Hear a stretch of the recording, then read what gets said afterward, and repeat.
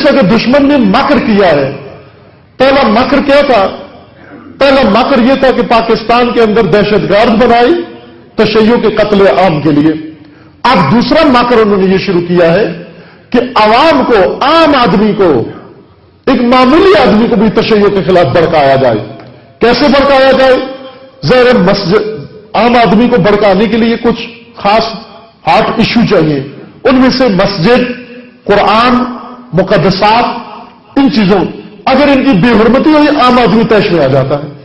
آپ نے بارہا پاکستان میں دیکھا ہے کہ جب بھی کوئی قرآن کی بے حرمتی کرتا ہے، مسلمان جو قرآن نہیں بھی پڑھنا جانتا وہ بھی قرآن کے دفاع کے لیے اٹھ کے کھڑا ہو جاتا ہے، اشتعال دلاتے ہیں.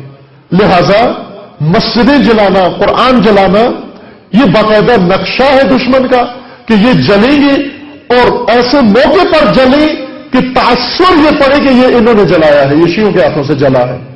اور جب عام آدمی کے کان تک یہ بات پہنچے گی، یہ نظروں تک، پھر اس کے بعد آپ دیکھیں میڈیا اور فیس بک اور سب فعال ہو گئے، تصویریں بنا بنا کر ان کی دکھا رہے ہیں کہ یہاں یہ ہو رہا ہے، یہاں یہ ہو رہا ہے، عام آدمی کو بھڑکانے کے لیے. جب یہ لاوا پک جائے گا اور پک جانے کے بعد پھر ایک کال دیں گے عام آدمی کو کہ آپ نکلو سڑکوں پر اور ان کو مسمار کرو، سرکوب کرو. یہ نقشہ ہے شیطانی، ابلیسی، جو دشمن نے بنایا اور یہ تکفیری گروہ اس کو اجرا کر رہا ہے اور اس کو نفاذ کر رہا ہے. یہاں بصیرت کی ضرورت ہے. یہ مکر ہے. اور مکر کا جواب کیا ہے؟ اللہ تعالیٰ کا فرمانا ہے کہ مکروا مکر اللہ. انہوں نے بھی مکر کیا، منصوبہ بنایا، اللہ نے بھی منصوبہ بنایا ہے. اللہ کا منصوبہ کیا ہے؟ اللہ کا منصوبہ ان کے مقابلے میں الگ نہیں ہے. اللہ کا منصوبہ یہ ہے کہ ان کو خود اپنے ہی منصوبے میں پھنسا دو، اپنے ہی منصوبے میں ان کو غرق کر دو. یہاں پر اس سیاست و ظرافت و نفاست کی ضرورت ہے. لیڈرشپ کا یہاں امتحان ہونے والا ہے یہاں پر کہ اگر یہ مکر ہوا ہے تشیع کے خلاف اور تشیع کے خلاف ایک لاوا مارنے کی کوشش کی جا رہی ہے، یہاں پر شیعہ لیڈرشپ کو چاہیے کہ یہ منصوبہ، یہ مکر اپنی تدبیر کے ذریعے سے، الہی بصیرت کے ذریعے سے اس طرح سے پلٹائیں کہ وہ اپنے مکر میں خود ہی غرق ہو کر ہلاک ہو جائیں. اس میں مشتعل ہونے کی ضرورت نہیں ہے. اگر وہ اشتعال دلاتے ہیں، آپ مشتعل ہو جاتے ہیں، یعنی آپ وہی کام کر رہے ہیں جو دشمن چاہ رہا ہے. وہ کام کبھی بھی نہ کریں جو دشمن چاہ رہا ہے. بعض اوقات دشمن چاہتا ہے کہ یہاں گولی چلے، ایسا ماحول بناتا ہے، بعض فائرنگ شروع کر دیتے ہیں. بارہا اس شہر کے اندر بھی ہوا. آپ ہوائی فائرنگ کریں، وہ سیدھی فائرنگ کریں گے، کیونکہ ان کو ایک آواز چاہیے، ان کو ایک فائر چاہیے. وہ ہوائی ہو بے شک، لیکن یہ گواہی دے سکے کہ فائر پہلے یہاں سے ہوا، پھر ہم نے سیدھی گولیاں چلائی ہیں. دشمن کے منصوبے کو سمجھنا ضروری ہے کہ اس دام میں نہ آئیں. بصیرت کے ساتھ کام لیں، شجاعت کے ساتھ کام لیں. اس لیے خداوند نے فرمایا کہ طالوت کو مال کی ضرورت نہیں، شجاعت و بصیرت کی ضرورت ہے. یہ بغیر ہتھیار کے بھی جالوت پر غلبہ پا سکتا ہے اگر بس قطن فی العلم والجسم اس کے پاس ہو. لیکن جن کو فقط شوق اقتدار ہو وہ بس وہ نہیں کر سکتے. ان کے اندر ملا عموماً شوق اقتدار رکھتے ہیں. میں جان بوجھ کر دوسرا لفظ استعمال نہیں کر رہا جو اصل ہے. اصل شوق نہیں ہوتا بلکہ شہوت اقتدار ہوتی ہے. اصل میں اقتدار کی شہوت پیدا ہوتی ہے انسان کے اندر، اور اقتدار کی شہوت جب بھڑک اٹھتی ہے پھر انسان دیکھتا نہیں، سمجھتا نہیں، بصیرت ختم ہو جاتی ہے اور پھر جان بوجھ کر دام دشمن میں پھنستا ہے جا کر انسان. یہاں اہم موقع ہے، حساس حالات ہیں، اور تمام ملت پاکستان کو شیعہ و سنی سمیت سب کو بصیرت و ذمہ داری کا ثبوت دینے کی ضرورت ہے. حماقت کا وقت نہیں ہے، کسی کی بھی حماقت کا وقت نہیں ہے. ملک کے لیے، قوم کے لیے، دین کے لیے، وطن کے لیے، ہر چیز کے لیے یہ حساس نقطہ ہے. دشمنان دین کے اس فتنے کو اور اس چال کو سمجھنے کی ضرورت ہے اور اس کو ناکام بنانے کی ضرورت ہے.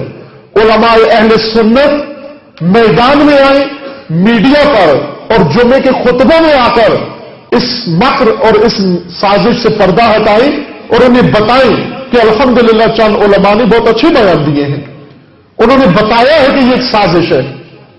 کراچی کے بعض علماء نے بہت اچھے بیان دیے ہیں, بعض دوسرے علماء نے اچھے بیان دیے ہیں کہ یہ ذمہ دارانہ بیان ہے. نہ خاموشی یہاں پر رائے حل ہے کہ چپ سادھنی, اور نہ ہی غیر ذمہ دارانہ پن.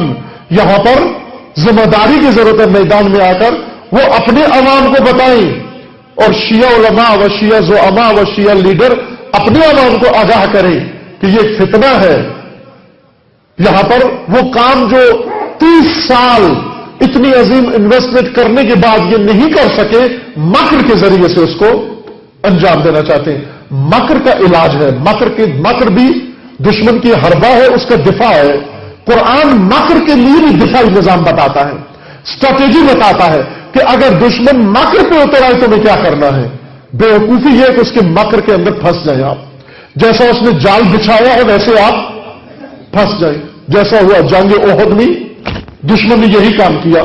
ایک حکمت عملی کے تحت عقب نشینی کی. جنگ احد کا واقعہ سنا ہوا ہے نا آپ نے کہ رسول اللہ نے جب جنگی حکمت عملی بتائی, گروہ دستے معین کیے, ایک ٹیلے پہاڑی کے اوپر ایک گروہ متعین کیا کہ آپ نے یہاں دفاع کرنا اور یہاں سے ہلنا نہیں ہے. دشمن وہاں پر آیا اور اس نے حکمت عملی کے تحت عقب نشینی کی, بھاگے. جو وہ بھاگے, مسلمان فوج نے ان کا پیچھا کیا. یہ جو مورچے کی حفاظت کے لیے کھڑے ہوئے تھے, انہوں نے دیکھا کہ اب میدان خالی ہے اور مال غنیمت پڑا ہوا ہے. اس وقت جنگ کا قانون یہ تھا کہ جو مال غنیمت اٹھا لے وہ اسی کا ہوتا تھا. یہ غنیمت خور اپنا مورچہ چھوڑ کر غنیمت کھانے کے پیچھے دوڑ پڑے, اور چال دشمن کی دوسری طرف سے خالد ابن ولید یہ آیا اور آ کر اس نے محاصرہ کر کے جیتی ہوئی جنگ مسلمانوں کی ہار گئی. مکر میں مبتلا ہو گئے, دام میں پھنس گئے. انہوں نے جنگی دام بچھایا, یہ دفاع نہیں کر سکے, مکر کا دفاع نہیں کر سکے. اگرچہ رسول اللہ کو پتا تھا یہ مکار ہیں, لیکن رسول اللہ نے جو حکمت عملی وضع کی وہ حکمت عملی ان سے عملی نہیں ہو سکی. ظاہر ہے اگر رسول کی حکمت عملی ہو لیکن غنیمت خوروں کو دے دی جائے, غنیمت خور کبھی بھی رسول اللہ کی اسٹریٹجی پر عمل پیرا نہیں ہو سکتے.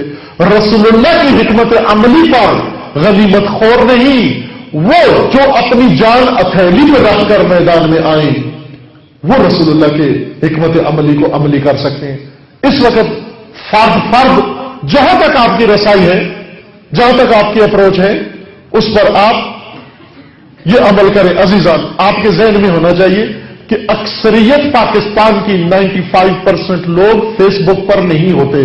وہ دکانوں پہ ہوتے ہیں, وہ کھیتوں میں ہوتے ہیں, وہ گلیوں میں ہوتے ہیں, وہ مارکیٹوں میں ہوتے ہیں, وہ بازاروں میں ہوتے ہیں, وہ فیس بک پر نہیں ہوتے. آپ کو معلوم ہونا چاہیے کہ پاکستان میں 95% کے پاس کمپیوٹر ہی نہیں ہے اور نہ وہ جانتے ہیں. لہذا فیس بک پہ یہ جنگ نہیں جیتی جا سکتی, فیس بک سے بصیرت نہیں پھیلائی جا سکتی. البتہ فیس بک پر بھی آپ دفاع کریں, فیس بک پر بھی ان مکر کو ناکام کریں, لیکن فیس بک پر ہی سارا عمر ضائع کر کے یہ سمجھیں کہ ہم نے سارا کام یہاں کر دیا ہے. نا, سارا کام میدانی عمل ہے, سارا کام میدان میں ہو رہا ہے, مسجدوں میں ہو رہا ہے. خصوصاً آنے والے ایام یہ حساس ہیں. ممکن ہے آنے والا جمعہ یہ مکار دشمن اور یہ خونخوار دشمن اس کو کسی اور جمعے میں بدل دیں. جس طرح پہلے خونی جمعے بہت سارے پاکستان میں گزرے ہیں, یہ ممکن ہے اس کو خونی جمعہ بنانا چاہیں, لیکن مومنین نے اپنی ہوشیاری کے ساتھ, اپنی بصیرت کے ساتھ اس جمعے کو انشاءاللہ مبارک جمعہ بنانا ہے. ملت اسلام کے لیے, امت اسلامیہ کے لیے, پاکستان کے لیے اور تشیع کے لیے اس کو جمعہ مبارک بنانا ہے. اس کو جمعہ منحوس نہیں بننے دینا, جمعہ خونی نہیں بننے دینا. اس کو ممکن ہے بعض ابھی سوچ رہے ہیں, اس قسم کی پلاننگ ذہنوں میں کر رہے ہیں کہ اس جمعے کے دن آگ بڑھائیں اور جمعے کے دن کوئی ایسا عمل کریں. تمام پاکستان کے اندر مومنین اپنے مراکز کی حفاظت کریں اور دوسرے مسالے کے علماء, دوسرے مسالے کے زعماء سے ملاقاتیں کریں, نشستیں کریں, اور خود بھی اور ان کو بھی کہیں کہ وہ اس فتنے سے اور اس مکر اور اس سازش سے نقاب اٹھائیں, پردہ اٹھائیں اور بتائیں لوگوں کو کہ ان مکاروں کے دام فریب میں نہیں آنا, نہ مشتعل ہونا ہے اور نہ ہی ان کے دام فریب میں آنا ہے. مکر دشمن کا ایک اور ہیلا ہے جو دشمن استعمال کرتا ہے، جس طرح قرآن مجید نے متعدد آیات کے اندر اس کی طرف متوجہ کیا ہے، مکروا ومکر اللہ واللہ خیر الماکرین۔ آپ نے ان کی سازشوں کو انہی کی طرف پلٹانا ہے، ان کے جال میں خود انہی کو پھنسانا ہے۔ ایک اقلیت ہے جنہوں نے اپنا پورا زور لگا کے تشیع کا قتل عام کر کے دیکھ لیا کہ یہ شجرہ طیبہ مٹنے والا نہیں ہے۔ اب یہ ناپاک منصوبہ، یہ شیطانی ذہنیت انہوں نے بنائی ہے کہ انشاءاللہ خدا کے فضل سے، وہ اللہ تعالیٰ کی مدد سے، وہ نصرت سے انشاءاللہ، اور مومنین کی بصیرت سے یہ مکر اور یہ فریب بھی انشاءاللہ ان کا ناکام ثابت ہوگا، اور وہ خود اس دام فریب میں عبرت کا نمونہ بنیں گے انشاءاللہ۔